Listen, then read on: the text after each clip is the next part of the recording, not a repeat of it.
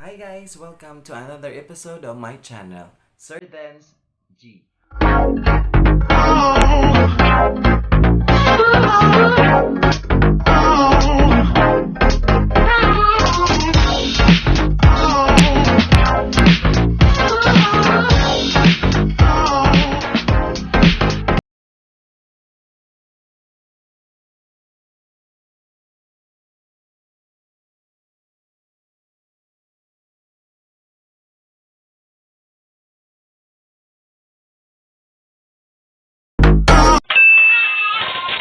So, for today's episode, actually, comment or nag-suggest na ako, what if I will be having some comments or reactions or suggestions sa random Bisayan quotes nga akong makita sa Facebook.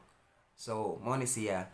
So, for today, I will be reacting, comments, or suggesting sa top 15 or top 10 na ni siya nga Bisayan quotes. So, random ni siya bisan unsa, bahig live, bahig gugma, and bahig trabaho and whatever. So, this is purely kanang bisan unsa. So, mo ni siya, akong gilista. Pero ako rang ibutang on niya as I edit my vlog sa mga gipanglista na ko nga Bisayan words or Bisayan quotes rather. So ari ta una. So first, wilo mo dehong kamot actually sa printer ni sa ink sa printer ni siya kay nagtubil ko gabi. Okay. So ari ta sa kinaunhan. So ang actually combination man ni siya. So focus sa taong naadiha dili sa taong dili ikaw gihuna-huna. Okay. Focus daw. So when arita sa word nga focus, when you say focus, kanang murag natay target. So focus mao ra jud ni siya. So we'll just try to focus kung unsay naa. So sa Bisaya ni nga quote, although combination ni siya kanang word nga focus nga English. So para nako in terms of love or kung nakay love or bisan unsa pamilya or nakay goal. So this is focusing on kinsay tawo nga naa nimo karon. So example sa love, kung na kay uyab, dili na ka mangitaglain. So i-focus nimo on saan pag-grow in your relationship as lovers. So kung namang galing lapses or na mga sayop nga mahitabo sa inyong relationship, so mo na po na inyong fokusan para masulbad kay that is part of your experience as lovers. For me karon, another dili pod niya sa lovers actually. Ang ako karon is after all the problems, the challenges nga akong gi-face, ang akong focus karon is purely family. So ang friends naman na sila nako, but ang akong focus, ang akong target is my family. So karon we are still building our matawag na to nga home. It is because samtang napa si mama, we will try to focus ourselves, especially sa akong mga siblings, nga we will make her happy or among i-focus among attention ng among ipangbuhat adto ni mama or sa among pamilya. So ingana gid na siya guys. So moro to. So stay focused kung unsay goal ninyo sa inyong life. Kung gusto ninyo sa gugma, stay focused nga dili mangitaglain. Kung sa inyong trabaho, i-focus kung unsa ang bread and butter ninyo or nakatabang ninyo. In terms of friendship, i-focus kung kinsa tong mga tao or mga friends nga naani mo. Diba? Mga taong naani mo in terms of kasakit and happiness, and also in terms of family, i-focus on sa goal ninyo sa pamilya. So walay away-away. So stay focused. So arita, next, number 2. So mone usahay mas tinuod pa ang joke kaysa promise. Yes, murag tinuod yun ni siya kay para nako promises are made to be broken na naingana karon na mga paasa na. So promises are made to be broken. Even night time nga my promises dili nako matuman mao nang na tendency nga kung ang i-joke mas mo epekto nimo ang joke, it is because mas mudot pa ang joke kaysa promise, di ba? Sag imo ra nang i-joke while you are having sa sessions with your barkadas or even your family, your friends.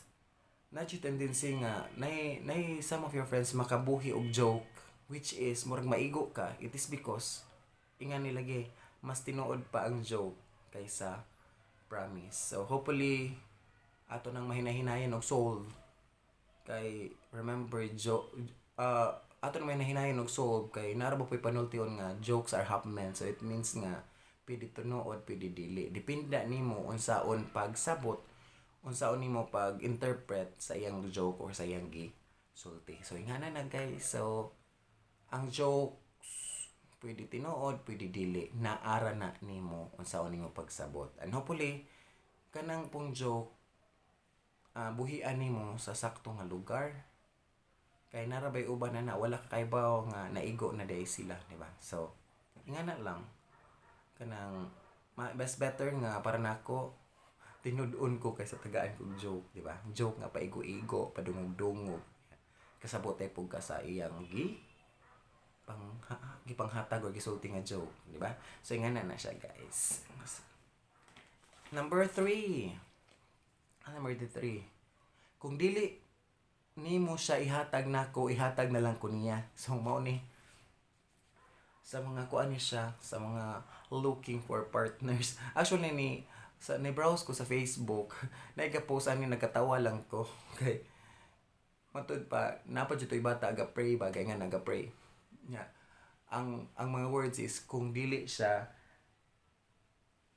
nimo siya ihatag nako, murag nangayo sa Ginoo. Kuan na lang ihatag na lang kuno siya. So murag mag desidido man ni siya, murag gusto niya nga siya para niya radyo, di ba? Nga remember, ay naman po nga na nga auto, pero remember naman dyan maabot para nato, di ba? So maghuwat lang ta sa perfect timing nga maabot siya para nimo. Although we will pray nga na dyan maabot nato sa mga single diha. I know we are looking for partners, but dili pa dingon nga kuno kay mo ni mo giangayan mo na lang imong iasa sa Ginoo nga ihatag na lang ko niya kung dili siya para nako, di ba? So we will be waiting for the right time. I know nga dili pa karon ang right time sa mga single, but napay mabot nga time para makakita ta. I know napoy lang paniltin nga mo nang single karon kay prepare ka sa Ginoo sa best nga maabot sa imong life. So mo na number 3, di ba? So number 4. Sa panahon karon, salog na lang in taon ang musalo nimo kung mahulog ka. So kuyaw. Kuyaw siya. So sa panahon karon, depende man ako. Dili pud karon nga time. Mao bitaw nang ganiha kung i-relate sa number 3 nga there is always a right time.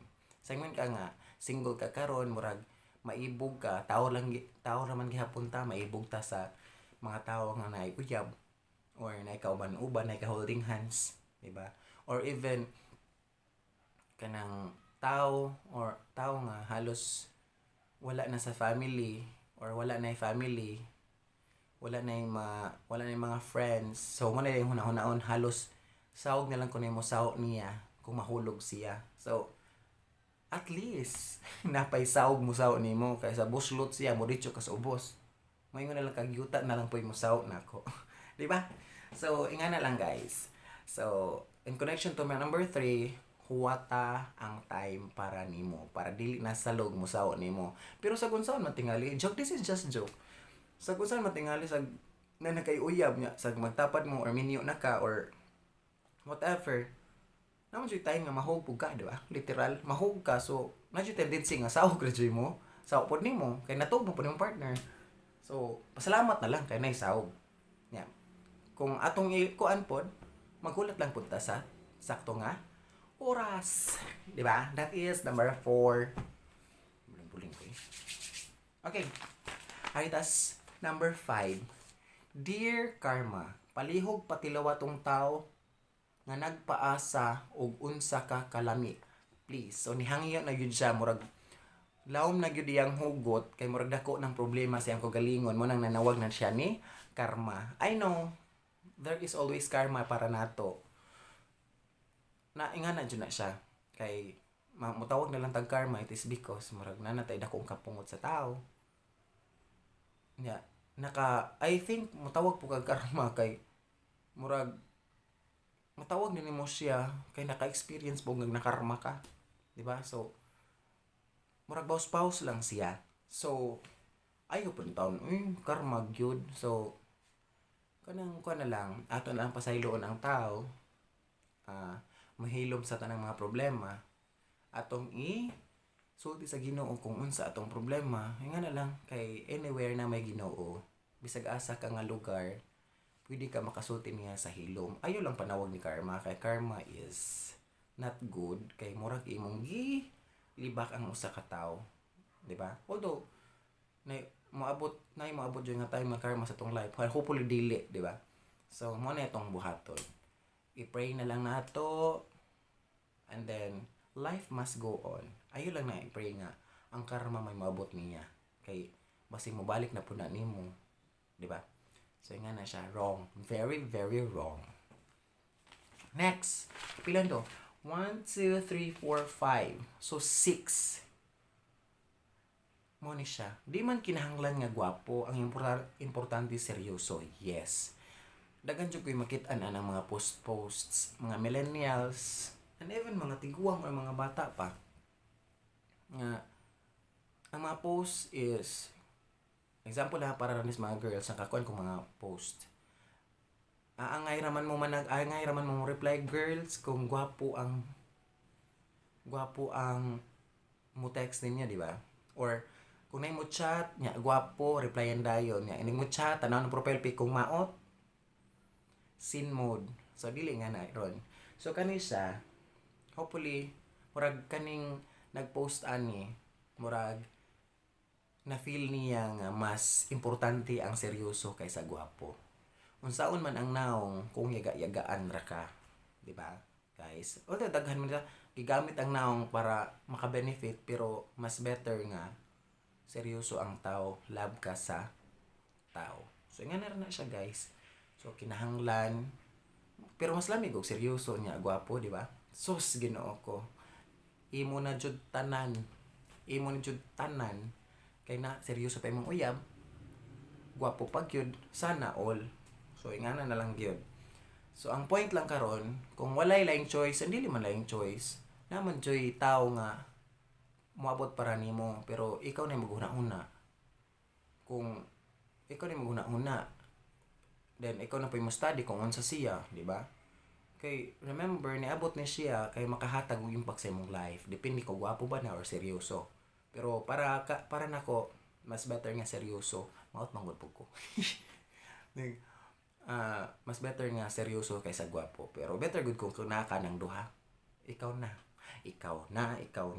So nga na lang na siya guys. Next is number kailan na eh 1, 2, 3, 4, 5, 6, 7. So hopefully wala ni na-reflect na ako. Okay, mo ni siya. Gusto ko mag-exercise pero gihuna-huna pagani nako, gikapoy nako. Para lang sa mga tapuan. Tapuan. Ako before tapuan ko pero niabot lang sa point. It is because nidako tingali ko, ni gain ko weight. So 90 to. This is just an advice. Mag 90 ka pin? Yes. So actually kung kapatong ni gain ko weight, hangak murag way lami ilihok-lihok mas lami pa nako ipahuway akong lawas magsigyar katog. So babuying ba kanang word nga babuying or dik-dik syndrome. So niatake na ninyong sakit sa baboy nga ini humagaon tulog manang dali ra ka mo dako. Ako karon actually naani nako nga quote sa una nga maghuna-huna pa lang ko mag-exercise kay kapoy nako. Huna-huna pagaling buhata samot ta tingaling buhaton. Pero advice wala man tingali kumo kung imong himuon. Ako gikan ko 90 kape niabot ni lesser na ko, it is because ang akong gihuna-huna karon is positive na nga kinahanglan mo lose ko weight kay murag too much hangak na. So every now and then ako'y routine, mag-exercise ko, mag-jogging ko sa CPG Park para mo lose og weight. Unya dili ako para sa una nga halos ka unom ka lima mo kaon, karon katulo na. So pamahaw pa nito panihapon nagaling maskip pa. So ayo lang parehas na ako. So hopefully kung maghuna-huna kay positive lang nga ngano ma-exercise ka. Unsay benefit kung ma-exercise ka? Dili man ingon nga ang exercise is jogging ra. Daghay klase sa exercise. So huna-hunaan lang and be positive nga makhatag siya impact sa imong life, di ba? Kawalo, aritas ika 8 1 2 3 4 5 6 7 8. So kani para ni sa mga taong chubby. Dili siya tambok pero chubby. Baong pares ba na siya? Kamo na interpretan na. Ayaw ka bala ka kung chubby ka, huna-hunaan maglisod sila og pugong kung kidnapon ka. Hala. Hadu ka, kidnap yun. O tinuod kay tungod tingla. Tinuod man pud usahay, di ba? Kung maghuna-huna ka og bugat, even ko naman po na benefit. Kung bugat ka, even niwang. Usaon taman man itong lawas. Kung niwang ka, let it be. Kung tambo ko, let it be. Kung chubby ko, let it be. Pero kaniya kuan ba? Kung chubby ka, tinuod po ba yan, no? Kung maghuna-huna ta.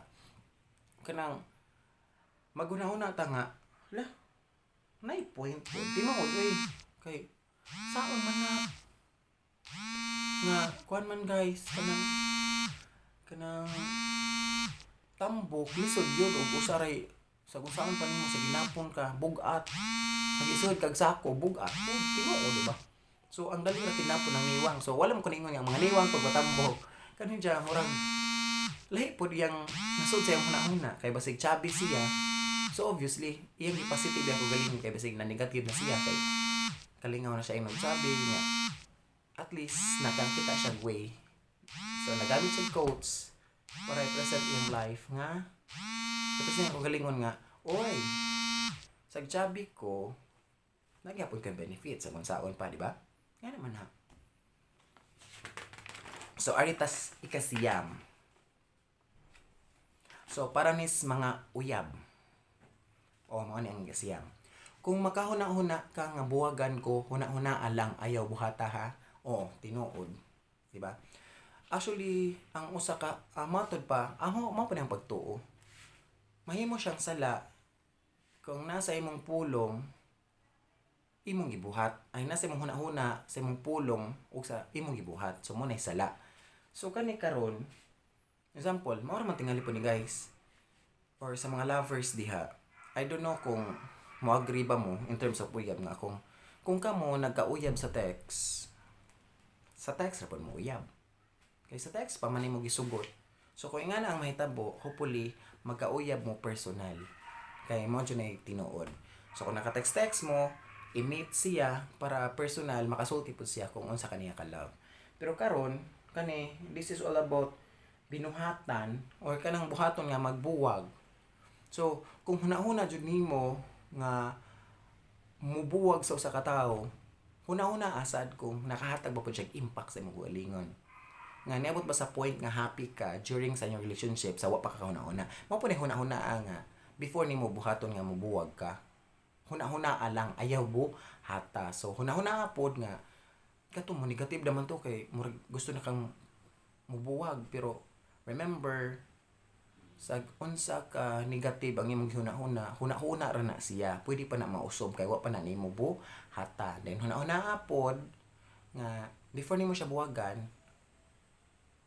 na happy ba ka or else kung imo nang buhaton happy ba ka or unsa ba kung naghuna-huna kag buwagan i-positive ang pagalingon nga nakahatag po siya og impact sa akong life. Char. Diba nga na, kanang before, huna-huna nun po nato tingali before ta muhimo og before muhimo tag lakang or actions, diba? Huna-huna first, action later. So, naunahon so kung naran ni huna-huna, niya negative na, huna-huna ara. Kung huna-huna nimo nga positive, himo Pero kung negative na siya, huna-huna ra na taman, and then maghuna-huna po ka unsa pag positive sa imong ginahuna nga negative. Nga na good. Nga na ka simple. Di ba? So, last na po. Random ra ba yan ni guys ha? Kung mo-suggest mo, pwede i-comment ko ninyo sa ubos. Sa comment box. Diba? 10 lang. So, last. Ang tinuod nga gwapa, walay paki sa iyang height o sa iyang weight. Tinuod. Kay kita natay kagalingon nga pangutok nga huna-huna unsay angayan para nato. So, magwapa man or magwapo, matambok, magwapa kuno or magwapo ay paki sa height ug sa weight, yes. Depende na nas mga tao kung giunsa ka pagtanaw, as long as confident ka nga ako ni. Nga na ra siya. Nga na ra siya ka simple. So with poise, with grace, ay magkagalingon. Kung gwapa ka, bahala na. Mubo ba ka or tambok ba ka? Basta kay gwapa ka. Kung gwapo ka, mubo, nga tambok, una-una nga gwapo ka. And then we are created the same sa Ginoo. Depende na sa mga kuan sa mga tao giun sa kapag tan-aw nga. Giun sa pud nila pag huna-huna ngano. So kung ilang buhaton sala. So sila rin naghimo nga sala. Ikaw, you are just confident nga ingana ka. Di ba? Ingana ra guys. Ingana ra ka simple. So at least mo na toy 10. So kung ganahan mo comment or mo suggest og laing Bisayan quotes nga pwede na to react. So comment sa comment box after ma-download nako ang akong video. So thank you for watching guys. So don't forget to subscribe. Then i-watch pud akong video. So daghan na koy video. So puli ganahan mo adto. Napoy uban na to all about research, all about laag. That is all about me, all about my life, all about my teaching career, all about my laag-laag. So and then usap pod i-hit ang notification bell para ma-update mo kung na bagong video. Sige guys, bye!